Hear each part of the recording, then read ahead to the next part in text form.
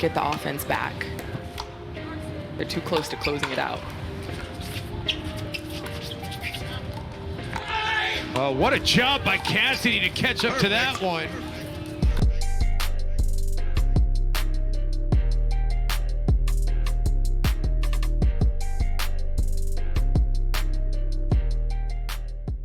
Have you ever been at an event and felt that little feeling of tension in your gut? You know, that slight feeling of unease and queasiness. The old classic butterflies fluttering around in your stomach. Yeah, we've all been there at some point. Anxious nerves are a near universal human trait, and they kinda suck. What a shocking observation, I know. But especially on the pickleball court, being nervous to the point of freezing up can be a major liability. So today we're going to look at some pretty simple ways to deal with this issue, and maybe even turn it into a bit of an advantage. I've had a lot of competitive experience in my life. I've earned a second-degree black belt in Tang Soo Do and went through countless public displays and tests with that for about 10 years. I've also been playing soccer at a competitive level for 9 years as well. As nerdy as it sounds, I'm also a former power-ranked top 250 North American Brawlhalla competitor and consistently placed within the top 50 at events with thousands of participants. But what does any of this have to do with pickleball? Well, not too much, except that these competitive environments have left me with some good transferable skills to take with me on dealing with nerves. So let's jump into those right now.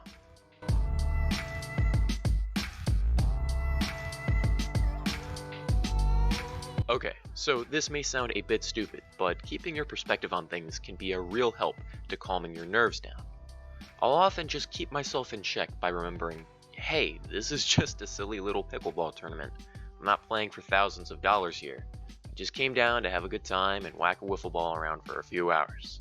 So unless you're playing in the pro circuit, there really isn't a whole lot at stake in your performance. A cheap medal perhaps? Personal pride? I mean, worst case scenario, you flew out to an event that cost you a pretty large chunk of cash to compete in. Of course, you don't want to go home early, but you already know you won't be making that money back if you're playing in an amateur event. So just relax and enjoy the game. After all, that's the whole reason you're there in the first place. But maybe that first tip doesn't quite help. Maybe you're a super competitive player who can't stand the thought of potentially losing. In that case, narrowing your focus can help keep your mind in the here and now. Start from the top down. What are you here for? You're here to win it all and improve your game. Well, how do you do that? You need to win this next match. To win this match, you need to win this game. And to win this game, you need to win this point. You see where I'm coming from? Get your mind narrowed down to this individual point. Don't worry about the consequences of losing, dropping a point, missing a shot, or whatever. Concentrate yourself on each and every point individually, and in the moment, try to keep the pressure of your overarching goals out of your head. In other words, play your game. While you're focusing your attention on the task at hand, some breathing techniques can help you control yourself. Close your eyes and take in a deep breath through your nose. Hold it for a few seconds and refocus your mind. Go over what we talked about in the last point and try to relax yourself. Slowly exhale through your mouth and repeat a few times over. Perhaps there's another technique that suits you better out there. So, of course, feel free to experiment with the plenty of online resources out there. Just do whatever gives you the most effective results. The point is that proper breathing techniques can work for some people and aid you in calming your nerves. This next point is about getting into the game by imposing yourself on it. One of the best ways to deal with nervousness is to just get so involved in the match that you're not even thinking about it. Do not freeze up or get intimidated by your opponents. Just try and work yourself more into the points as they come. Take safer, high percentage shots to keep rallies going if you're having problems.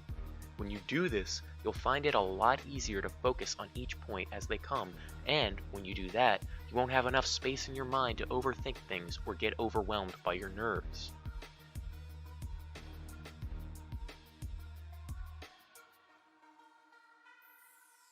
Finally, if all else fails, you might just need to take a break from the action. Calling a timeout to slow the opposition's momentum, talk strategy with your partner, and just recollect yourself is quite common and encouraged. Pickleball is a very momentum-heavy game, so taking a few moments to right the ship can prove quite beneficial for many players.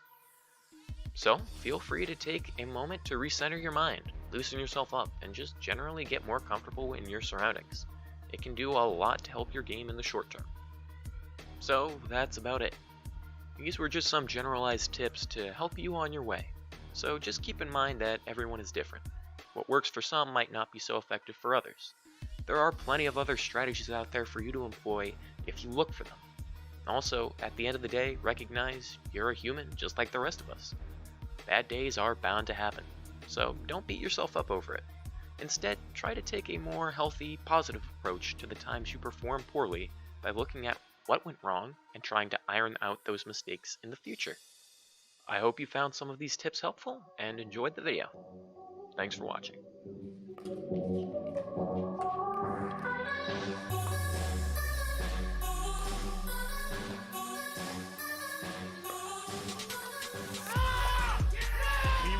He was itching that whole time. Oh my gosh, to get that. Great patience though from Merchant during that entire dink exchange, absolutely waiting for that Ernie and the roar out of Merchant as they get the job done in game 2.